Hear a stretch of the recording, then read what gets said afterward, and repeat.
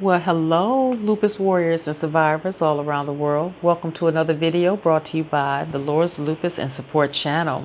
Well, my friends, the weekend is among us, and I just pray that this video finds you doing well. I pray that this weekend will be everything that you need it to be.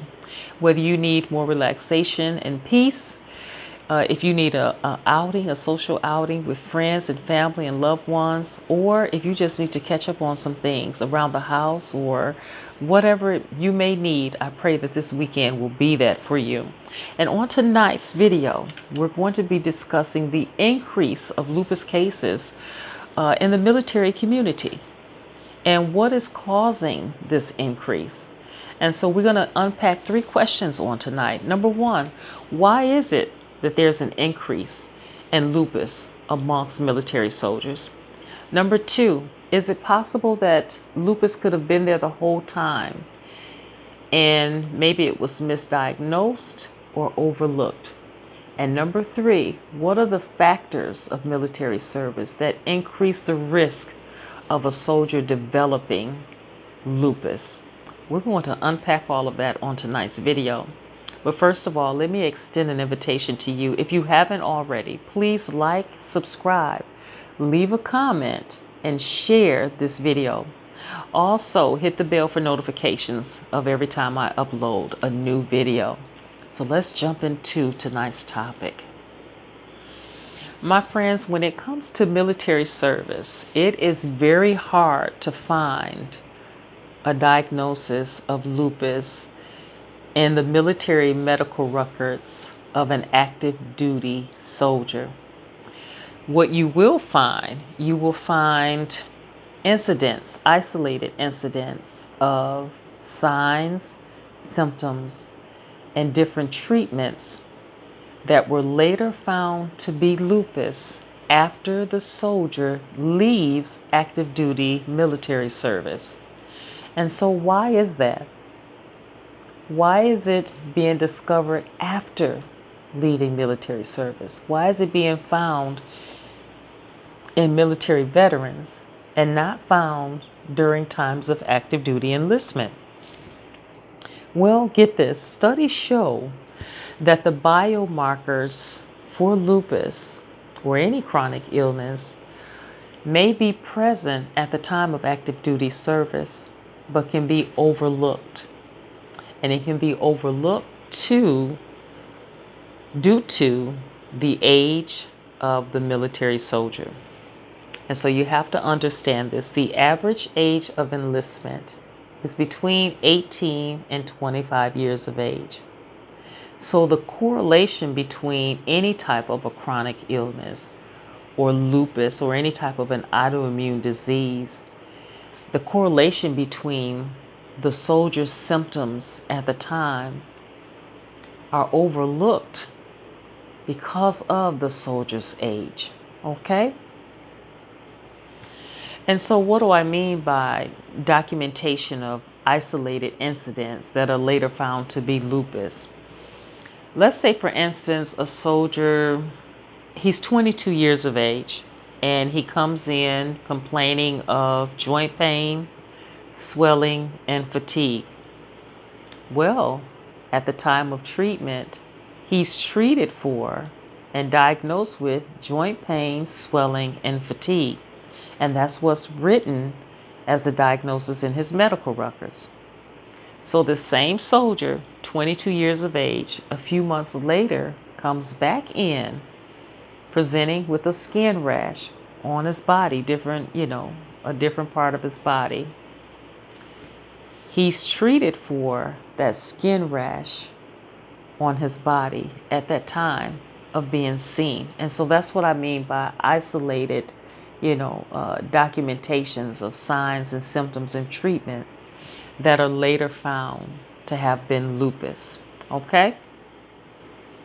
But get this, these misdiagnoses or overlooked symptoms, they don't only occur in the military community, they occur in civilian communities.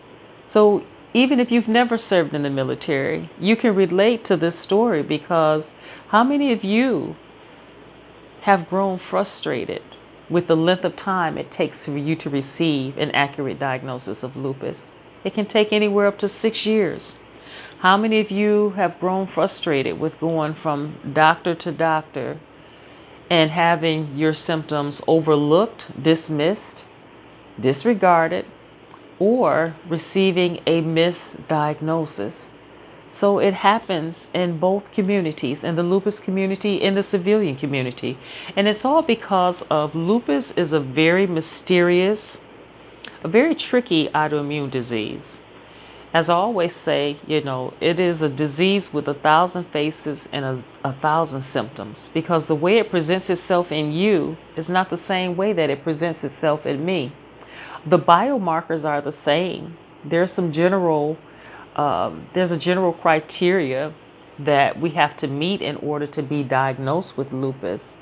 But the presentation of the disease is different in everybody. It's not a cookie cutter disease.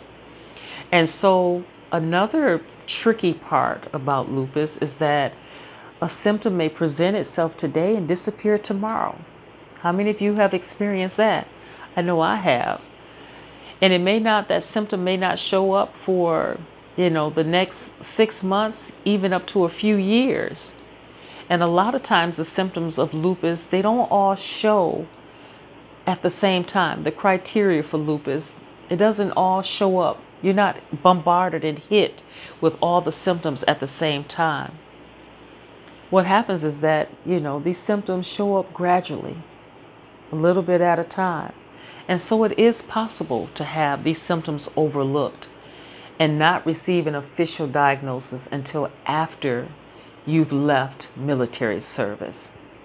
And so the third question we're going to unpack on tonight is, what are the factors about military service that increase the risk of a soldier developing lupus? Well, a research study conducted at the University of Pittsburgh on Gulf War soldiers found that there are 2 factors that increase the risk of a soldier developing lupus. Number 1 is chemical exposure. But get this, the chemical exposure is diagnosed in the medical records of the soldier as extreme chemical sensitivity. Number 2, the second factor, is exposure to infectious agents, or better known as infectious diseases. More commonly, there are 3 viruses that have been found or linked to the development of lupus in soldiers. And the first one is the cytomegalovirus. Number 2 is hepatitis B. And number 3, the Epstein-Barr viruses. These factors, the chemical and the infectious agents or the viruses, have all been linked to and correlated to the development of lupus in soldiers. Okay? And so, not to say that, soldiers who didn't serve in the Gulf War does not have, a chance of being exposed to these 2 agents, the chemical and infectious agents. Not to say that, but the study was conducted on those who served in the Gulf War.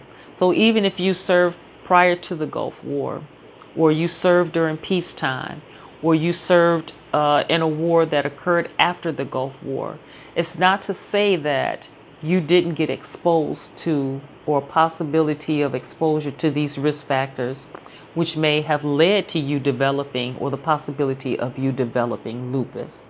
I want to make sure I make that clear. Okay?